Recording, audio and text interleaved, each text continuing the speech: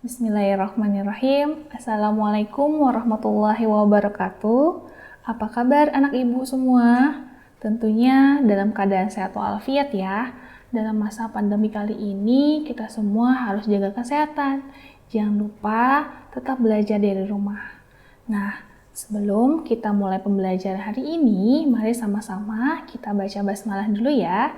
Bismillahirrahmanirrahim. Nah, anak-anak, sebelum ibu masuk ke dalam pembelajaran, kira-kira hari ini kita mau belajar apa ya? Kalau minggu lalu kita sudah membahas tentang perkembangbiakan tumbuhan, perkembangbiakan hewan. Nah, kira-kira hari ini kita mau belajar apa? Ada yang bisa jawab? Di kelas 6 tentunya. Apa ya yang kita akan pelajari hari ini? Yuk kita lihat sama-sama. Nah, sebelum kalian jawab, di depan kalian bisa lihat.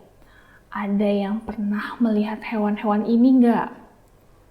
Coba ibu tanya dari kelas Ibnu Sina. Yang sebelah kiri itu hewan apa ya? Orangutan atau gorila? Ya, betul. Ini adalah orangutan. Nah, sebelahnya, ini gambar apa nih sebelahnya nih? Ada yang tahu nggak? Cicak? Bukan. Ini adalah komodo. Nah, yang sampingnya ada gambar apa ya kira-kira? Ya, betul. Ini adalah gambar badak. Selanjutnya, setelah kalian pernah melihat hewan ini, nah, di mana kalian melihatnya? Di gambar sebelah kanan kah? Atau di gambar sebelah kiri? Siapa yang tahu nama tempat yang ada di gambar? Tentunya kalian sudah pernah berkunjung ke sana ya. Yang sebelah kiri itu ada gambar apa? Sebelah kiri kalian? Ya, itu adalah gambar taman safari. Yang sebelah kanan kalian adalah Taman Marga Satwa Ragunan. Yuk kita lanjut. Sebelumnya, kenapa perlu ada pelestarian? Nah, pelestarian di sini bertujuan agar objek tersebut tidak punah dan tetap lestari. Kenapa sih, Bu? Harus ada pelestarian hewan dan juga pelestarian tumbuhan. Nah, hari ini kita bahas sama-sama ya. Apa saja hewan-hewan apa saja yang harus dilindungi, terus tumbuhan apa saja yang harus dilindungi. Yuk kita lihat sama-sama.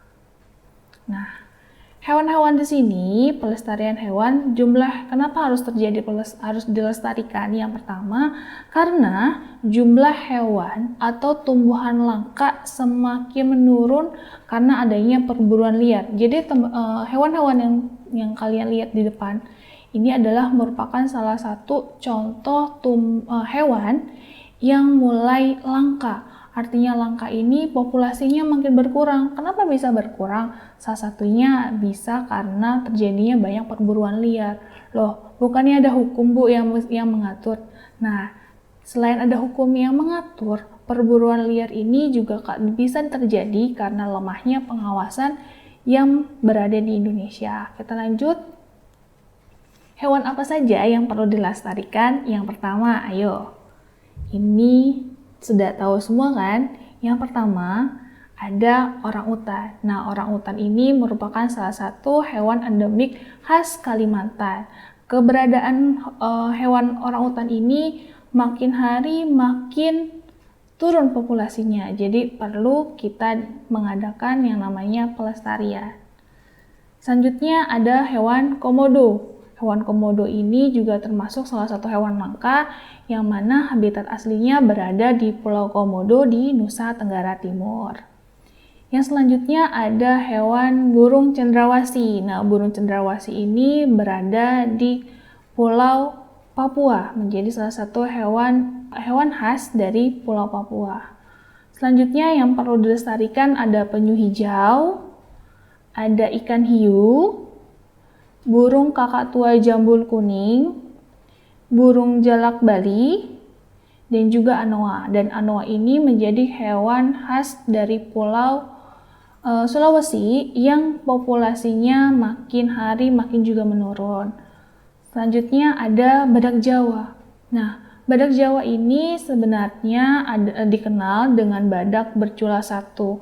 Namun ada juga badak dari spesies lain, yaitu badak bercula dua yang berasal dari Pulau Sumatera. Namun badak Sumatera ini sudah punah, jadi tinggal badak Jawa saja yang keberadaannya masih tetap dilestarikan.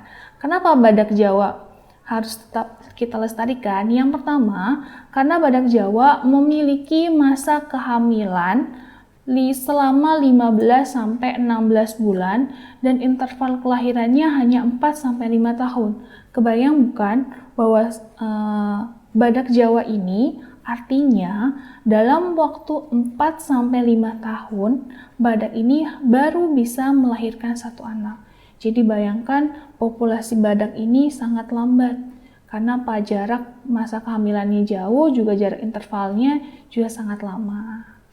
Nah, selanjutnya kita masuk ke pelestarian tumbuhan. Kenapa tumbuhan perlu dilestarikan? Karena sama, agar tumbuhan yang ada di Indonesia ini juga tidak punah. Kita lihat tumbuhan apa saja yang harus kita lestarikan. Kita lihat sama-sama ya. Yang pertama ada Amorphophallus gigas. Nah, bunga ini dikenal juga sebagai bunga bangkai dan bunga terbesar di dunia. Kenapa disebut bunga bangkai? Karena bunga ini mengeluarkan bau yang sangat busuk. Yang kedua, ada bunga Rafflesia arnoldi atau disebut juga sebagai bunga Padma raksasa. Nah, bunga ini juga disebut juga sebagai bunga bangkai karena dari kelopak bunganya mengeluarkan bau yang sangat busuk.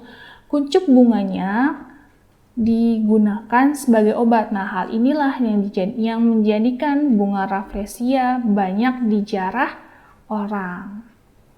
Selanjutnya, ada kantong semar. Tentu kalian sangat aneh bukan melihat ada tumbuhan yang memiliki kantong. Nah, tumbuhan kantong semar ini merupakan salah satu tumbuhan langka yang mana sangat jarang kita lihat. Kenapa? Karena tumbuhan kantong semar ini hanya tumbuh di daerah yang kekurangan nitrogen. Contohnya yang berada di hutan Tangkuban Perahu di Jawa Barat. Pelestarian tumbuhan yang selanjutnya ada Aculearia sp. Nah, ini dijadikan sebagai bahan baku kayu gaharu yang berada di Pulau Kalimantan. Kandungan damar yang tinggi sehingga tumbuhan ini dijuluki emas dari hutan. Juga harga jual yang tinggi membuat Aculearia sp atau kayu gaharu ini banyak dicari orang. Selanjutnya ada tumbuhan meranti. Nah, pohon meranti ini cocok dijadikan sebagai produk tanaman industri, sehingga keberadaan tanaman ini atau pohon meranti ini sering kali ditebang oleh manusia. Selanjutnya ada kayu cendana. Nah, cendana ini berasal dari daerah Nusa Tenggara Timur. Kayu cendana ini biasanya digunakan sebagai rempah-rempah dan juga pengharum. Selanjutnya ada bunga anggrek hitam. Nah, bunga anggrek hitam ini menjadi salah satu tanaman khas dari Kalimantan. Warnanya yang sangat indah menjadikan tumbuhan ini banyak dicari orang. Selanjutnya ada bunga Edelweiss. Bunga Edelweiss ini tumbuh di puncak gunung. Salah satunya ada di Gunung Gede, Gunung Pangrango, dan juga Gunung Rinjani. Nah, sampai di sini tentunya kalian sudah tahu kan hewan apa dan tumbuhan apa yang perlu kalian lestarikan. Nah, Indonesia menjadi negara yang memiliki beragam jenis tumbuhan dan hewan. Tentunya kalian sudah mengetahui kan mana tumbuhan yang dilestarikan dan mana hewan yang juga harus dilestarikan.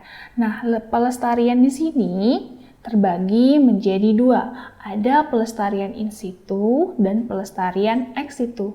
Kira-kira apa sih maksud dari keduanya? Ada yang tahu?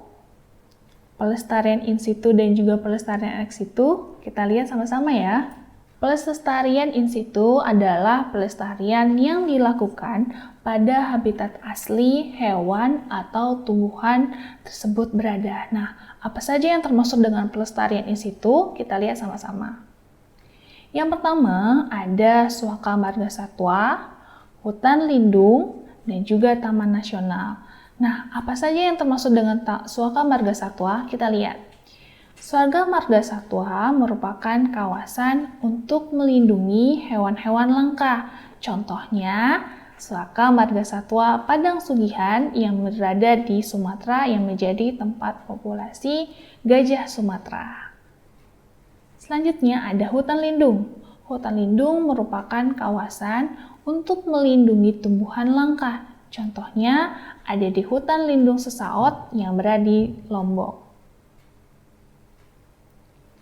Ada pelestarian in situ berikutnya, ada Taman Nasional. Taman Nasional merupakan kawasan untuk melindungi hewan dan tumbuhan langka. Contohnya ada Taman Nasional Ujung Kulon yang berada di Banten. Kita lanjut. Pelestarian yang kedua ada pelestarian ex situ. Pelestarian yang dilakukan di luar habitat aslinya. Kenapa ini bisa dilakukan? Yang pertama, karena untuk melindungi hewan atau tumbuhan yang habitatnya terkena bencana alam atau terkena kebakaran hutan atau karena gempa bumi. Jadi pelestarian ex situ ini perlu dilakukan untuk menjaga habitat tumbuhan dan hewan itu tetap lestari. Apa saja yang termasuk dengan pelestarian ex situ? Kita lihat sama-sama. Yang pertama ada kebun botani, taman safari, kebun binatang, dan juga penangkaran. Kebun botani merupakan kawasan yang ditanami tumbuhan tertentu untuk koleksi dan penelitian. Contohnya ada pada Kebun Raya Bogor di Jawa Barat. Taman safari merupakan kawasan yang digunakan untuk pelestarian sekaligus objek wisata keluarga yang berorientasi pada habitat satwa di alam bebas. Nah, tentunya kalian pernah melihat bukan? Pernah mengunjungi taman safari? Nah, taman safari contohnya adalah Taman Safari Indonesia yang berada di Cisarua, Bogor, Jawa Barat.